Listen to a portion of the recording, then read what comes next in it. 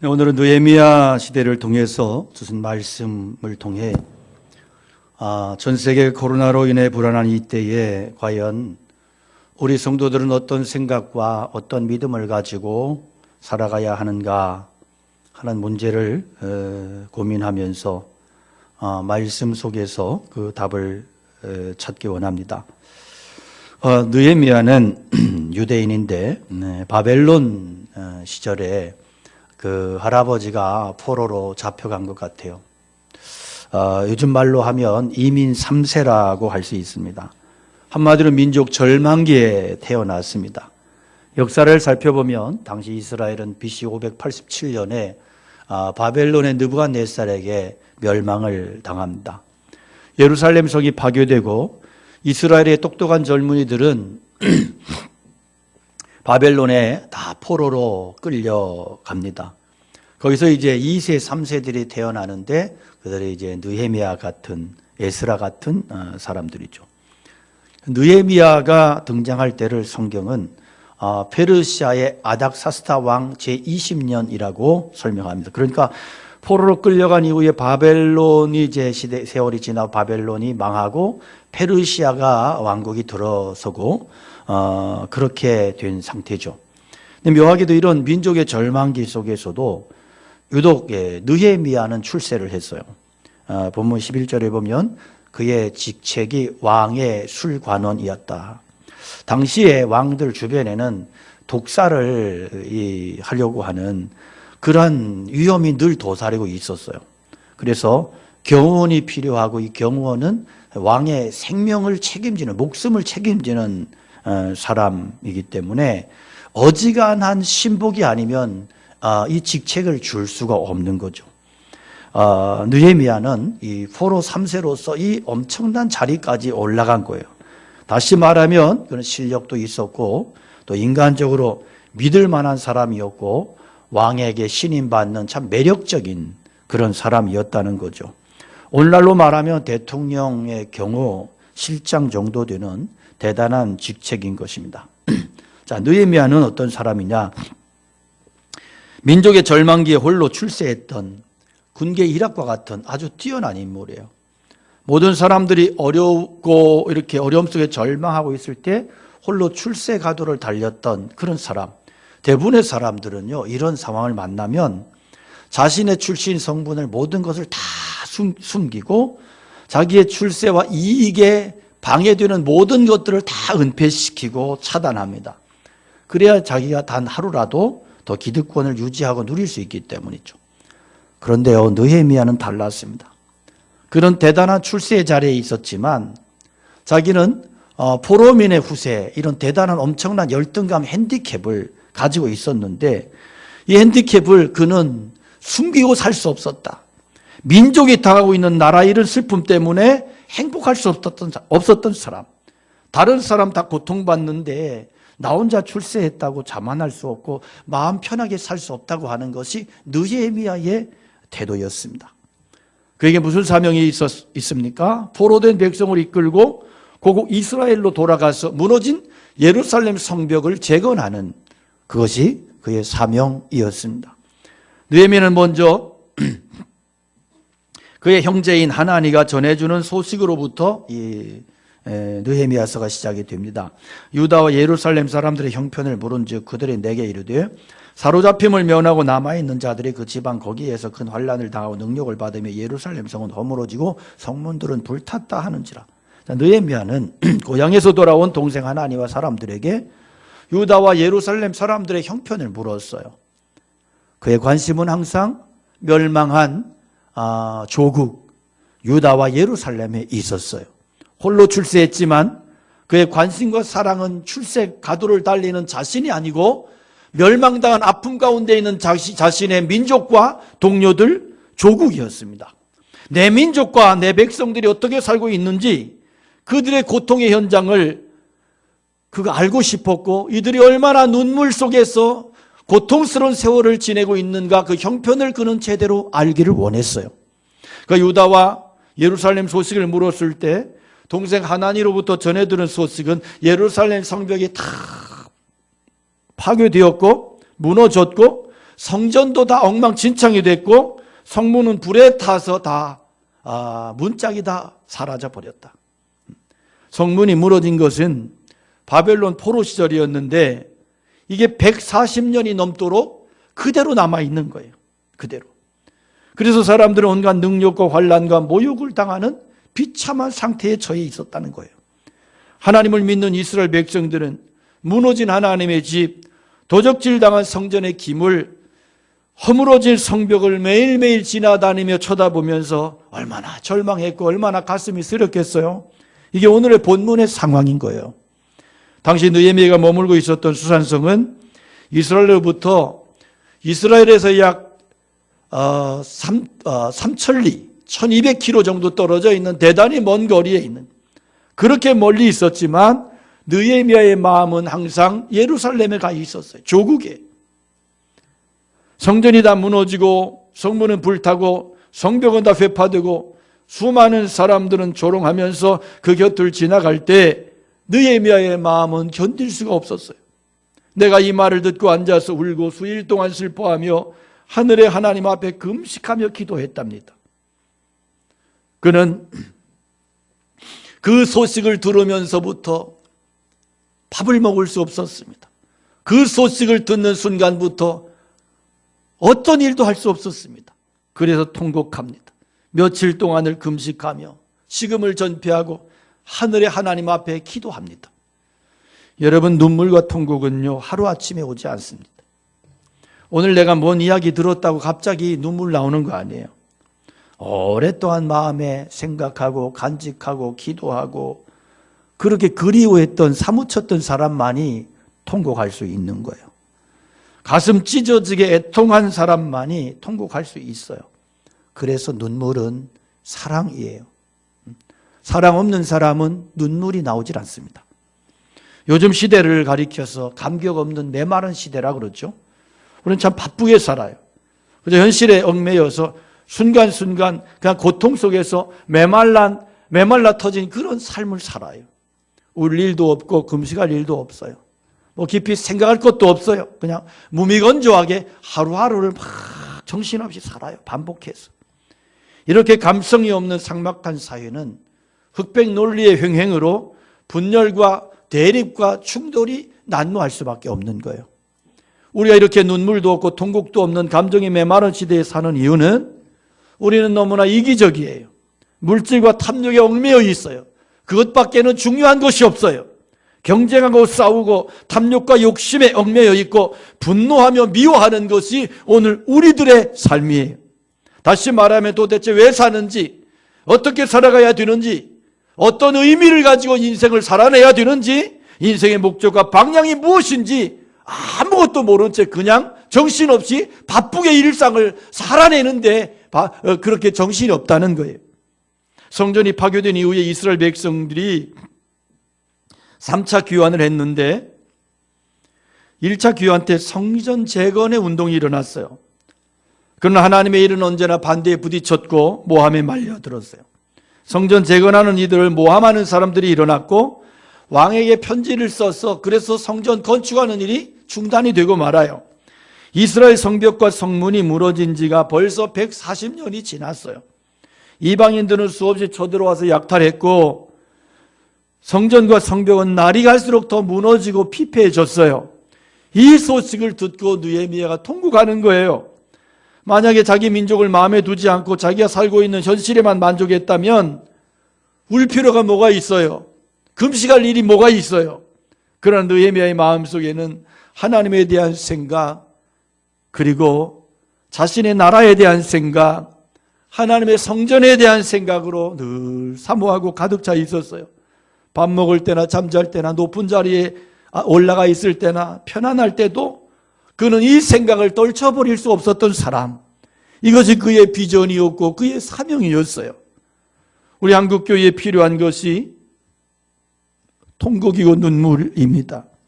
통곡 없는 신학은 죽은 신학이고 눈물 없는 설교는 죽은 설교예요.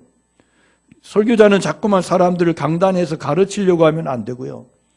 설교자들은 자꾸 오늘날도 코로나로 인해서 이렇게 국민들이 어려움에 빠져 있고 아픔에 처해 있는데 어떤 목회자들은 하나님의 심판을 얘기하며 열을 올리고 그러는데 그거 잘못된 거예요. 설교자들은 강단에 올라와서 뭘 해야 되냐 하면 주님의 가슴을, 주님의 심정을 구해야 돼요. 주님의 마음으로 설교하고 주님의 마음을 이해하고 주님의 가슴을 품고 그렇게 성도를 바라보고 말씀을 전해야 됩니다. 많은 설교자들이 자기는 훌륭하고 성도들은 형편없는 줄 아는데 아니에요. 성도들이 참 훌륭해요. 그 반대의 심정으로 설교해야 돼요. 똑같은 설교를 해도 똑똑한 설교, 눈물 없는 설교 막 가르치기만 하는 것은요, 사람 변화시키지 못해요.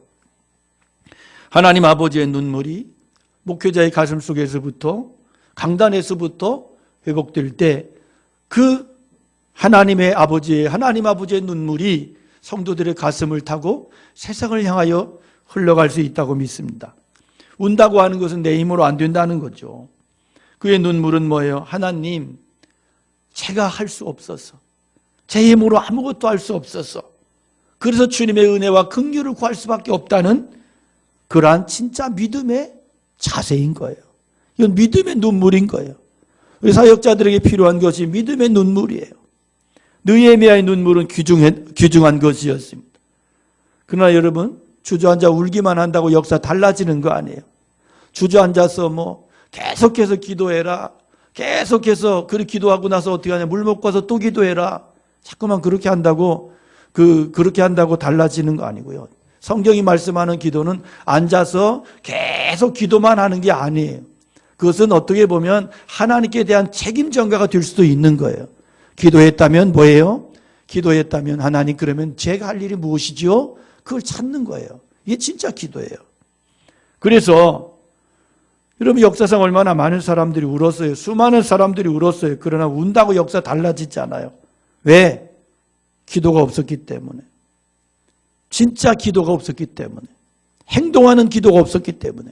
느헤미야는 삶의 위대한 비밀을 안 사람이고 기도가 무엇인지를 안 사람이에요. 그래서 우는데 그친 것이 아니고 울고 난 다음에 또 기도하고 또 기도한 다음에 또 행동하고, 이것이 오늘 우리가 가야 되는, 우리가 회복해야 되는 신앙의 태도이고 삶의 모습인 것입니다. 여러분, 울고 나서 느헤미야가 기도합니다. 왜? 기도가 역사를 바꾼다고 믿었기 때문에. 여러분, 우리 하나님 앞에 입을 열어 하나님의 은혜를 구하며 믿음으로 기도하는 건 너무너무 중요해요. 분명히 기억할 것은 예루살렘 성벽을 재건하는 이 대역사가 어디서부터 시작됐느냐? 느헤미야의 눈물의 기도에서부터 시작이 됐다는 거예요. 그러므로 여러분, 우리 하나님 앞에 드리는 믿음의 기도 너무 중요해요. 한 사람이 입을 열어 믿음으로 기도하기 시작하면 그 믿음의 기도가 옆 사람을 흔들어 깨우고 또 주변 사람을 흔들어 깨우고 가정을 흔들어 깨우는, 그 하나님의 역사는 거기서부터 일어나는 거예요. 너무 기가 막힌 사실은 우리 그리스도인들이 진짜 기도해야 될 때는 기도하지 않더라는 거죠. 기도해서 응답받아야 되고 기도해서 결정해야 될 일들을 앞에 놓고도 기도하지 않는, 말은 잘하는데 기도하지 않아요. 기도하지 않고 움직이기부터 하더라. 그런 인생에는 하나님의 역사가, 하나님의 응답이 없다는 거예요. 여러분 기억하십시오. 기도가 믿음입니다. 성경은 기도와 믿음을 구분하지 않습니다. 기도가 믿음이에요. 기도하고 있습니까? 믿음의 사람이에요. 기도가 끊겼습니까? 믿음 없는 사람이에요. 그러므로 기도하는 사람은 절망할 수 없어요. 기도보다 더 큰 능력이 없기 때문에. 기도하고 있는 한 절망은 없어요. 우리가 기도할 때 무너졌던 성벽이, 무너졌던 하나님의 역사가, 무너졌던 믿음이 다시금 세워지는 거룩한 역사가 일어나게 될 것입니다. 무너진 가정, 침체된 교회가 회복될 것입니다. 병든 심령에 강력한 치유가 임할 것입니다. 식어진 가슴에 성령의 불이 임할 것입니다. 교회와 성도들이 영적으로 깨어 일어나 기도에 무릎을 꿇고 서 있는 곳에서 간절히 무릎을 꿇고 기도할 때 전 세계가 불안에 떨게 만드는 전 세계를 불안에 떨게 만드는 역병도 전염병도 힘을 잃고 잠잠해지고 떠나갈 줄로 믿습니다. 여호와는 나의 피난처시요 나의 요새시요 내가 의뢰하는 하나님이라 하리니 이는 그가 너를 새 사냥꾼의 올무에서와 심한 전염병에서 건지실 것이미로다. 그가 너를 그의 깃으로 덮으시리니 네가 그의 날개 아래 피하리로다. 그의 신실함은 방패와 손방패가 되시나니 너는 밤에 찾아오는 공포와 낮에 날아드는 화살과 어두울 때 퍼지는 전염병과 밝을 때 닥쳐오는 재앙을 네가 두려워하지 아니하리로다. 할렐루야. 그렇습니다. 기도할 때 믿음이 내 안에 회복되고 믿음이 내 안에 회복될 때 무너진 것들이 회복되는 역사가, 떠나가는 역사가 일어날 줄로 믿습니다. 우리가 기도하기 시작할 때 그 기도를 듣고 마귀 사탄의 권세가 무너지고 떠나갈 것입니다. 이제는 우리 모두가 예수 그리스도의 이름으로 일어설 수 있기를 축원합니다. 빛 가운데 설 수 있기를 축원합니다. 우리 안에 이러한 간증이 차고 넘치는 산 믿음의 종들이 다 되시기를 축원합니다. 5절부터 10절, 11절까지에는 느헤미야가 기도했던 내용이 쭉 소개가 되는데 기도의 핵심이 뭔가? 그는 제일 먼저 하나님께 고정합니다. 하나님께 자기의 의식을 집중합니다. 그리고 크신 하나님을 향하여 긍휼을 베풀어 달라고 기도하고 있어요. 하나님의 긍휼에 소망을 두었어요. 이게 중요해요. 여러분,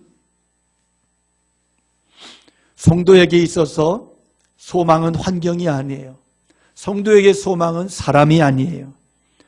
그래서 신앙생활하면서 사람 쳐다보고 환경 쳐다보는 사람은 실패해요. 늘 넘어져요. 기대하다가 더 큰 절망에 빠져버리는 거예요. 예레미야를 보면 예레미야가 절망 가운데 있다가 갑자기 새 힘을 얻는 장면이 나오는데 그가 처해 있는 환경은 아주 절망이야. 절망. 내 고초와 재난과 쑥과 담즙을 기억하옵소서. 이건 뭐예요? 나의 지금의 상황이 고초이고 재난이고 쑥이고 담즙이라는 거야. 그래서 내 마음이 그것을 기억하면 낙심이 됩니다. 그런데 그리고 나서 이어지는 성경 말씀을 보면 분위기가 확 달라져요. 그러나 그것이 오히려 나의 소망이 되었사오면 여호와의 인자와 긍휼이 무궁하심으로 우리가 진멸되지 아니함이니이다. 할렐루야. 예레미야가 절망에 빠져서 낙심하고 있다가 갑자기 새 힘을 얻어요. 벌떡 일어나요. 무엇 때문에? 여호와의 인자와 긍휼하심이 무궁하시다고 하는 이 사실 때문에. 그래서 이어지는 구절을 보면 이렇게 고백합니다. 기다리는 자들에게나 기도하는 영혼들에게 여호와는 선하시도다. 기도하지 않을 때 하나님은 불공평한 것 같아. 기도하지 않을 때 하나님 앞에 화가 나. 왜 이럴까 이해가 안 돼. 그런데 기도하니까 기도하는 자들에게는 하나님은 선하시다 고백이 나오더라. 결국 예레미야의 소망은 기도에 있었어요. 그걸 하나님께 구하면 하나님께서 그 기도를 들으시자 자기 백성들을 절망해서 구해 주시고 건져 주실 것이라고 믿었어요. 그래서 소망으로 일어설 수 있었어요. 여러분, 우리가 아무리 어렵고 힘들어도 절망할 수 없고 소망을 버릴 수 없는 이유가 뭐예요? 신실하신 주님의 약속이 있기 때문에. 주께 구할 때 말세 모든 육체에게 성령을 부어주신다고 약속하셨기 때문에 성령이 임하시면 자녀들이 예언할 것이고 젊은이가 환상을 볼 것이고 늙은이들이 꿈을 꾸는 시대가 올 것이라고 주님이 약속하셨잖아요. 우리가 눈물로 기도할 때 메마르고 황무한 땅에도 부흥의 빗줄기를 허락하신다고 말씀하셨잖아요. 황무지에 장미꽃이 핀다고. 그 기도, 그 약속을 믿기 때문에 우리가 절망할 수 없는 것입니다. 느헤미야는 하나님 앞에 부르짖으며 기도합니다. 민족의 아픔이 내 아픔이 됐습니다. 아픔을 느낀다고 하는 건 뭐예요? 살아있다는 거예요. 죽으면 아픔을 몰라요. 살아있어서 아픈 거예요. 여러분, 영적으로 살아있는 사람은 영적인 통증이 있어요. 그래서 현세를 보며 세상을 보며 환경을 보며 늘 아파요. 늘 눈물이 나와요. 내 영혼이, 내 신앙이 마비되지 않았잖아. 그래서 우는 거예요. 그래서 아픈 거예요. 여전히 내가, 나의 영성이 살아있다고 하는 거예요. 이게 울부짖는 자의 증거, 믿음의 증거인 거예요. 회개하고 나서, 기도하고 나서 느헤미야의 기도가 11절까지 이어지는데, 그런데 느헤미야가 하나님께서 자기에게 주신 이 사명을 인정하고 결단하는 내용의 기도는 11절 한 절만 기록이 돼요. 주여 구하오니 귀를 기울이사 종의 기도와 주의 이름을 경외하기를 기뻐하는 종들의 기도를 들으시고 오늘 종이 형통하여 이 사람 앞에서 은혜를 입게 하옵소서. 이 사람이 누구예요? 아닥사스 왕 앞에서 내게 은혜를 주셔서 내가 할 일을 할 수 있도록 도와주시옵소서. 그런 내용이에요. 근데 이게 굉장히 중요한 말씀이에요. 느헤미야는 하나님 예루살렘이 회파됐답니다. 하나님 억울합니다. 어떻게 해요? 막 통곡하며 기도해요. 얼마나 답답했겠어요. 그러니까 너무너무 답답하니 미치도록 답답하니까 밥도 먹을 수 없어 금식하면서. 그런데 사실 그가 장황하게 이렇게 금식하며 울며 기도한 이유가 뭘까? 누군가가 예루살렘 성벽을 세우는 일을 해야 될 텐데 하나님 누구 없나요? 누구 없습니까 하나님? 누가 해야 되는데 그 갈등 때문에 그래서 기도하는 거예요. 그런데 마땅히 할 사람이 없어. 내가 해야 되나? 나도 자신이 없는데 그 기도하는 거예요. 가기 싫어. 여러분 그 자리에서 내려오는 게 쉽겠어요? 결단 내리지 못하고 계속 기도해. 그러다가 도저히 견딜 수 없게 되니까 그가 마침내 이렇게 말해요. 그래요. 하나님 제가 갈게요. 제가 갈 테니까 하나님 왕 앞에서 저에게 은혜를 베풀어 주세요. 그 일을 할 수 있도록 길을 열어주세요. 그 감동이에요. 그 헌신의 결단의 내용이 이 11절인 거예요. 그래서 이 11절 말씀은 두 가지 의미를 담고 있습니다. 첫째로 이 기도는 예루살렘 성벽 재건에 대한 하나님 아버지의 응답이 담긴 기도이고 또한 이 기도는 무너진 예루살렘 성벽을 재건하는 일에 내가 목숨을 바쳐 헌신하겠다고 하는 느헤미야 개인의 헌신과 결단의 기도인 거예요. 여러분 무너진 성벽을 누가 재건하겠어요? 내가 해야 된다는 거예요.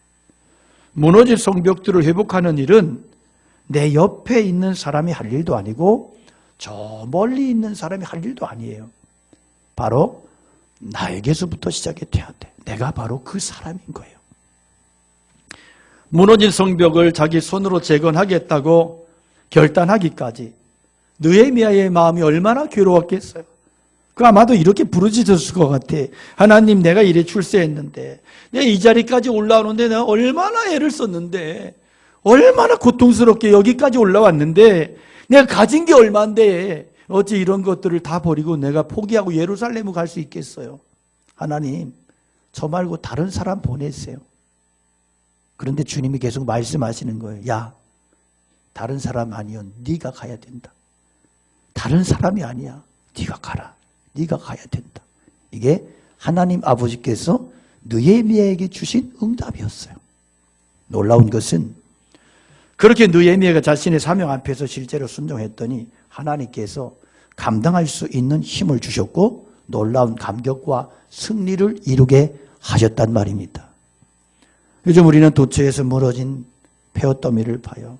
신앙이 무너져 내리고 있고 사람들의 믿음이 너무 현세적인 것에만 눈앞에 이익에만 미쳐 있고 형식적이고 껍데기 죽은 믿음이 차고 넘치고 그런 모습을 봅니다.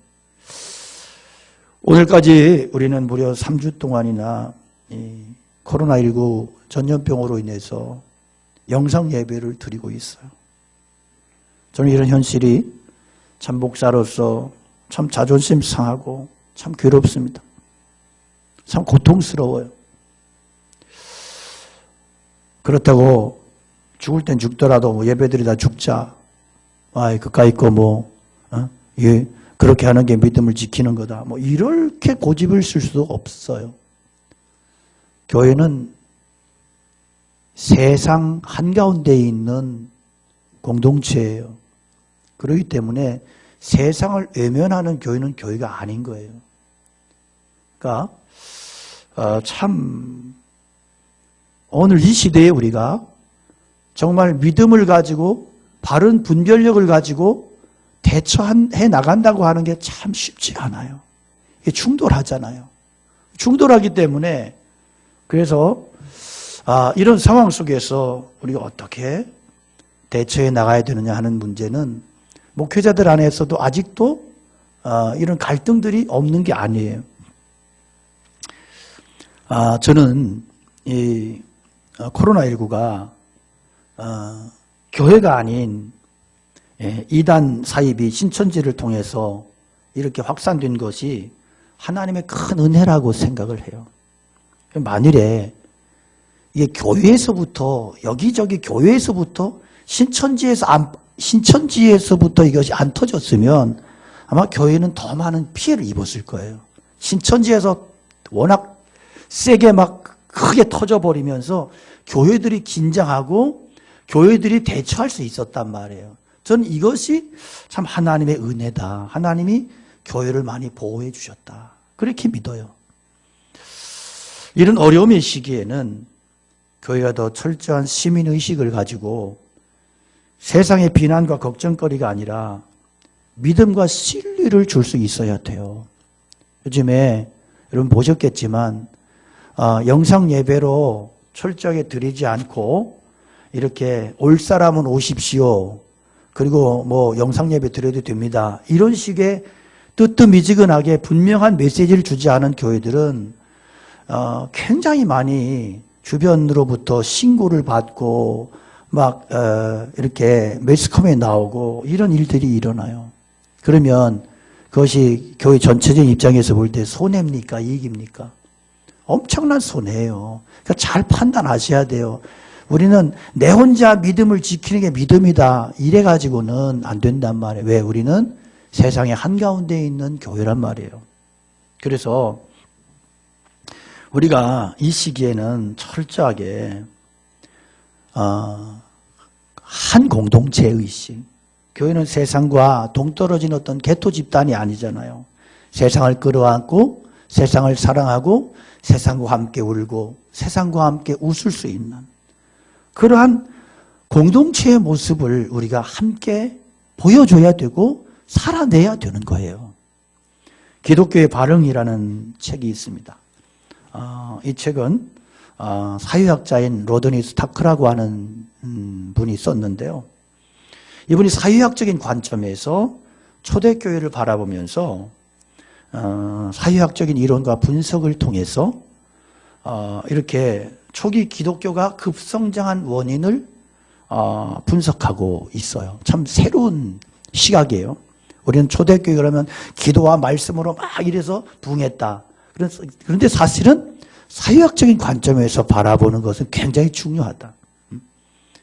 로마 시대 165년경에 1차 역병이 일어나서 15년 동안에 로마 제국의 인구 최소 4분의 1, 최대 3분의 1이 죽었습니다. 끔찍한 이야기죠. 그러니까 100명이면 30명이 죽어나간 거예요. 역병으로. 그리고 나서 100년이 지나고 나서 2차 역병이 로마를 칩니다. 그래서 로마 한 곳에서만 하루에 5,000명 이상씩 죽었대요. 하루에. 우리는 지금 몇십 명 죽어도 막 그러잖아요. 여러분, 하루에 5,000명씩이면 열흘이면 5만 명. 엄청난 사람들이 막 시체가 쌓이는 거예요. 그런데 이때 교회 공동체의 대응이 놀라웠습니다. 이교도들은 이때 아픈 자들을 쫓아내고 그리고 죽지도 않은 환자들을 구덩이를 파고 묻었어요. 근데 초기 기독교인들은 부활의 신앙으로 아픈 자들을 안심시켜요. 죽어가는 사람들 안심시켜요. 걱정 마라. 우리는 죽어도 죽은 게 아니야. 다시 살 거야. 영원히 살 거야. 부활 신앙으로 환자들을 안심시키고 그들을 치유하고 그들을 위로하고 그리고 모든 위협을 무릅쓰면서 내가 부활 신앙을 가졌기 때문에 그래서 그 사람만 안심시키는 게 아니고 나도 죽음이 겁나지 않은 거예요. 그래서 그들의 모든 필요를 위험을 무릅쓰고 섬겨요. 교인들이 섬겨요. 병이 옮아도 아픔을 기꺼이 기쁨으로 평안으로 감내했어요. 함께 죽어가면서도 부활의 신앙을 노래했어요. 그렇게 헌신한 기독교인들 중에 많은 이들이 섬기다가 역병으로 같이 죽습니다. 그러니까 우리는 너무 신비주의를 좋아해요. 너무 광신도 신앙을 좋아해요. 그래서 그렇게 섬기면 하나님이 다 보호해 주신다. 그런 논리를 좋아하는데 아니에요. 그렇게 섬기다가 많이 죽었다니까. 그러니까 우리가 좀 한국 사람들이 좀 맹신의 신앙에서 저는 극복을 해야 된다고 보는 것은 기도원에서 100명이 기도하다가 99명이 뒷문으로 다 나가요. 죽어서. 한 사람이 앞으로 걸어 나왔어요. 할렐루야. 99명 다 숨겨버리고 살아난 한 사람만을 세워가지고 믿음은 기적을 일으킨다고 막 이러면서 막 떵떵거리고 그렇게 흥분을 시켜요. 전혀 정확하지 않은 신앙이라고 봐요. 한 사람이 살아난 앞으로 앞문으로 걸어나온 한 사람의 포커스가 있으면 안 돼요. 뒷문으로 죽어나간 99명이 어떤 신앙을 가지고 죽었느냐를 이야기해야 되는 거예요. 그래서 이렇게 그들이 죽을 줄 알면서도 십자가의 부활신앙으로 다른 사람들을 사회와 공동체를 열심히 섬겼어. 죽어가면서도 섬겨냈어. 여러분 이게 엄청난 도전이에요. 엄청난 도전. 한 시대 한 사회가 역병으로 절망할 때 시대를 선도하고 리더하는 역할을 누가 했느냐? 초기 기독교인들이 했어요. 저는 바로 이런 모습이 오늘 이 시대의 교회가 해야 될 운동이고 우리가 감당해야 되고 살아내야 되는 신앙이라고 믿습니다. 코로나로 인해서 우리 모두가 위축되고 두려워 떨고 있어요. 그러나 그런 태도, 그런 정신은 우리가 극복하고 이겨내야 된다. 물론 이 말이 코로나 무시하고 마스크 집어던지고 아무데나 가서 기침하고 돌아다니며 예수 천당을 외치라는 이야기 절대 아니에요. 철저히 수칙을 지키고 시민으로서 상식과 원칙을 지켜내고 철저하게 소독하고, 그렇지만 세상의 분위기 속에 짓눌려가지고 두려워 떨며 주눅 들지 말라는 거예요. 교회가 주눅 들고 하나님의 백성들이 기가 죽으면, 그리스도인들이 사명을 도외시하고 피해 도망치면 도대체 누가 세상을 책임지겠어요? 누가 세상을 책임지겠어요? 정말로 소를 누가 키우겠어요? 오늘 역병으로 주눅 들고 불안에 빠진 이 시대야말로 바른 신앙을 가진 성도들이 기도하며 영성을 가지고 뜨거운 영성으로 일어나야 될 줄로 믿습니다.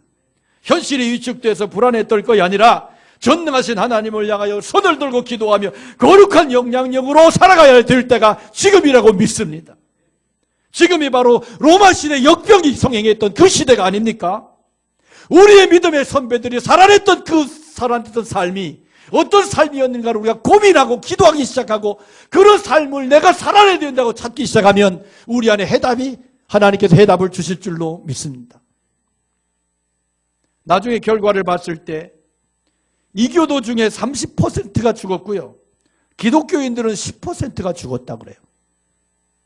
이교도들은 시신처리를 하지 못하고 다 숨고 피해 도망 다녔지만 기독교인들은 시신을 자기들이 치워냈어요.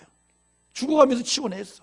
그래서 실제로 역병이 빨리 끝났고 깨끗해졌고 역병을 물리치는데 큰 역할을 했다. 큰 역할을 했다. 이제 교회는 이 원론적인 잘못된 사고방식에 빠져가지고 세상을 향하여 손가락질하며 세상 등지고 자기들끼리 뭘 해보겠다고 하는 잘못된 사고방식과 개토 집단 속의 이 믿음을 쓰레기통에 집어쳐 넣어야 되는 거예요. 이건 신천지 믿음이에요, 여러분. 왜 이 시대에 하나님께서 신천지를 통해서 우리에게 뭘 보여주시느냐? 오늘날 교회 속에 신천지식의 믿음 가진 사람들이 굉장히 많아요. 믿음 좋다는 사람들 보면. 우리는 하늘의 시민의식과 이 땅의 시민의식이 균형을 잡고 가야 되는 거예요. 이 땅의 시민의식이 꾸지면 그 사람 하늘의 시민의식도 잘못된 거예요. 분명히 아십시오. 우리는 이런 시기를 통해서 어떤 성과 속에, 성 속의 이원론적인 사고방식을 바로잡고 주님께서 왜 우리를 향해서 너희는 세상 밖이 아니라 세상의 한가운데에서 존재하는 소금이라고 말씀하셨는가를 정확하게 이해하셔야 됩니다. 이런 시국과 어려운 상황 속에서 과연 우리 그리스도인들은 뭘 해야 되고 어떻게 행동해야 되는가 하는 것을 명확하게 이해하고 이런저런 이야기에 부화뇌동하지 말고 과연 뭐가 소금이고 뭐가 빛된 삶인 것인가 이것을 분별하며 분명한 믿음 가지고 교회가 더 이상 어떤 신천지같이 꼰대 신앙 그런 거 다 쓰레기통에 집어쳐버리고 이제는 더 이상 세상의 근심덩어리가 아니라 빛과 소금의 역할을 감당해 나가야 될 줄로 믿습니다. 세상 외면하는 집단은 교회가 아니에요. 교회는 신천지가 아니에요. 세상 책임지는 공동체이고 나라 끌어안고 눈물 흘리며 기도하며 때로는 통곡하며 사명을 짊어지고 감당하는 거룩한 공동체요. 시대적 사명을 감당해야 되는 거룩한 집단인 것을 기억하셔야 됩니다. 신천지 보면서도 아직도 깨닫지 못하고 그런 병든 사고방식 고집한다면 그런 신앙은 구제불능인 거예요. 신천지가 거짓말만 하는 게 거짓말만 잘못된 게 아닌 것을 아셔야 돼요. 거짓말은 기본인 것이고 그들의 신앙의 사고방식이 잘못됐다고 하는 걸 아셔야 돼요. 오늘 이 나라에 느헤미야처럼 거룩한 사명으로 이 나라를 끌어안고 기도하며 시대적인 사명을 붙들고 감당하는 교회와 성도들이 일어나야 됩니다. 더 이상 교회가 세상의 근심덩어리가 아니라 비난의 대상이 아니라 소망과 믿음과 사랑의 공동체가 되고 세상을 살려내는 거룩한 기도와 헌신의 공동체가 될 수 있기를 축원합니다. 사랑하는 광복교회와 이 예배 드리는 우리 사랑하는 모든 성도들이 그렇게 그런 자리에 서기를 그렇게 될 수 있기를 주님의 이름으로 축복합니다. 우리 함께 말씀 기억하면서 찬양 올려드리겠습니다.